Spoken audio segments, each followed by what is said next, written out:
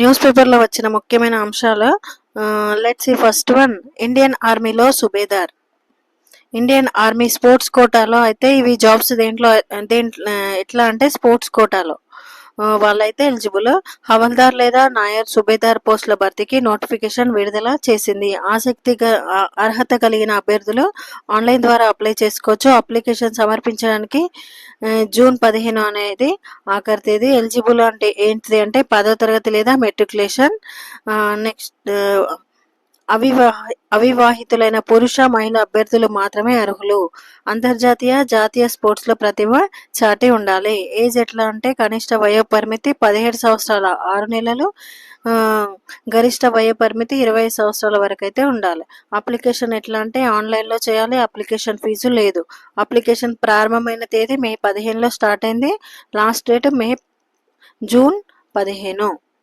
Selection process ఎట్లా ఉంది అంటే అర్హత గల అభ్యర్థులను ఆర్మీ సెంటర్లలో ట్రయల్ కోసం పిలుస్తారు.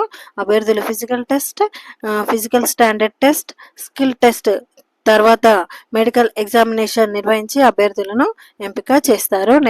Next update. కౌమార బాలికలకు ఇందిరమ్మ అమృతం.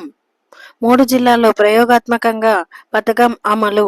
నేడు కొత్తగూడెంలో ప్రారంభించనున్న మంత్రి సీతక్క. నెక్స్ట్ టాప్ 10లో గోల్కొండ, చార్మినార్ గర్వకారణం. కేంద్ర మంత్రి కిషన్ రెడ్డి. దేశంలో టాప్ 10 అత్యధిక సందర్శనీయ కట్టడాల్లో రాష్ట్రంలోని గోల్కొండ కోట, చార్మినార్ కట్టడాలు ఉండడం ఎంతో గర్వకారణమని కేంద్ర మంత్రి జి కిషన్ రెడ్డి పేర్కొన్నారు.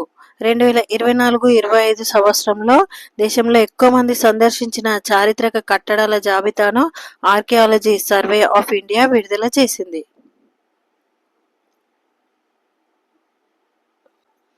నెక్స్ట్ అస్సాంలో దేశీయులకు ఆయుధ లైసెన్సులు. ఎక్కడ అంటే ఇది మనకి ఎగ్జామ్లో ఇలాంటివి వస్తేవి. ఇది ఆయుధ లైసెన్స్లు ఎక్కడ ఏ రాష్ట్రంలో ఇవ్వడం జరిగింది, అది ఎందుకు ఇవ్వడం జరిగింది, ఏ రాష్ట్రంలో అంటే అస్సాం. మారుమూల సమస్యాత్మక ప్రాంతాల్లో నివసిస్తున్న దేశీయుల్లో అభద్రతా భావాన్ని పోగొట్టడానికి ఆయుధ లైసెన్సులు జారీ చేయాలని అస్సాం మంత్రివర్గం నిర్ణయించింది. ఆ ప్రాంతాల వారి నుంచి వచ్చిన డిమాండ్ మేరకు ఈ నిర్ణయం తీసుకున్నట్లు ముఖ్యమంత్రి హిమంత బిశ్వ శర్మ బుధవారం విలేకరుల సమావేశంలో తెలిపారు. ఎందుకు అంటే బంగ్లాదేశ్లో ఇటీవలి పరిణామాలు, అనుమానిత విదేశీయుల్ని పంపించేందుకు ప్రభుత్వం చేపట్టిన చర్యల నేపథ్యంలో తమపైన దాడులు జరగవచ్చని దేశీయ ప్రజలు భావిస్తున్నారని చెప్పారు. హైకోర్టు సీజేగా ఏకే సింగ్ త్రిపుర నుంచి బదిలీ. తెలంగాణ హైకోర్టు ప్రధాన న్యాయమూర్తిగా జస్టిస్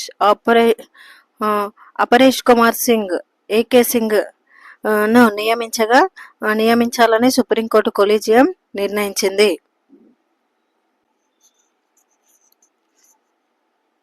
రంగంలోకి కీజీపీఓలు.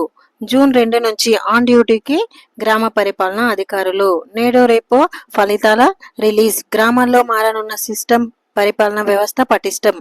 5400 మంది నియామకం. విఆర్ఏ విఆర్ఓలకు ప్రియారిటీ. అయితే ఇక్కడ చూస్తే జూన్ 2 నుంచి గ్రామాల్లో గ్రామ పరిపాలనా అధికారులు పనిచేయనున్నారని ఇప్పటికే జీపీఓ అంటే గ్రామ పరిపాలనా అధికారులు వాళ్ళ యొక్క ఎగ్జామ్ పూర్తి కాగా నేడో రేపో ఫలితాలను కూడా ఇవ్వనున్నారు. దాదాపు 5400 మంది జీపీఓలను రిక్రూట్ చేయనున్నారు. దీంతో గ్రామాల్లో వ్యవస్థ బలోపేతం కానున్నదని ప్రభుత్వం చెబుతున్నది. 15 ఆగస్టులోపు సర్పంచ్ ఎన్నికలు. ముందు ఎంపీటీసీ, జెడ్పీటీసీ, ఆ తర్వాత పంచాయతీ, ఆ వెంటనే మున్సిపల్ ఎన్నికలు. 45 రోజుల పాటు వరుసగా ఎలక్షన్స్. స్థానిక ఎన్నికల పూర్తికి ప్రభుత్వ కసరత్తు. జూన్ చివరి లేదా జూలై తొలి వారంలో ఎన్నికల షెడ్యూల్. 6 రైతు భరోసా కంప్లీట్ చేసేలా ప్లాన్.